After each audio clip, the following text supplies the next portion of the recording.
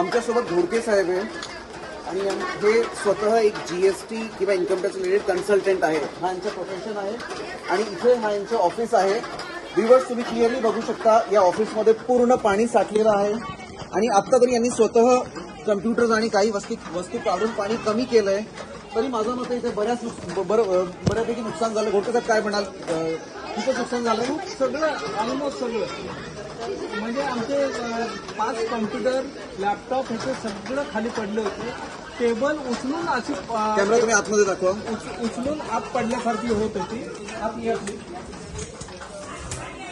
आणि अगदी वरपर्यंत इथे पाणी साठले, पाणी आलं होतं. ह्या हाईटला हे हाईटला दिसते असे असं या हाईटला पाणी आलं होतं. हा क्लिअर दिसतंय पाणी तिथपर्यंत आलेलं. आणि तुमचे डॉक्युमेंट्स, तुमचे फर्निचर सगळं डिस्ट्रॉयड झालं. डॉक्युमेंट सुद्धा हे सगळे लोकांचे डॉक्युमेंट्स हे पहिल्यांदाच म्हणजे याच वर्षी असं झालंय की दरवर्षी असं होतं?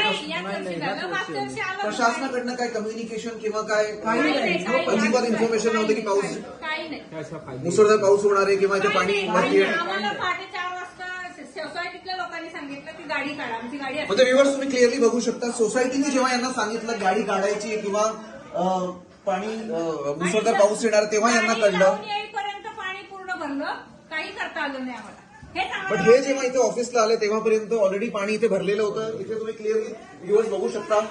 हे इथपर्यंत 6 फूट इथपर्यंत पाणी 6-6.25 फूट पर्यंत पाणी आलेलं होतं आणि त्यामुळे यांचं हे चेअर बघा किंवा टेबल बघा. आम्हाला पूर्ण आता ऑफिस अख्खं उभं करायला म्हणलं तर 3-4 मॅडम काय म्हणताय की यांना पूर्ण ऑफिस माझं पूर्ण डिस्टर्ब झालं. आता मला ते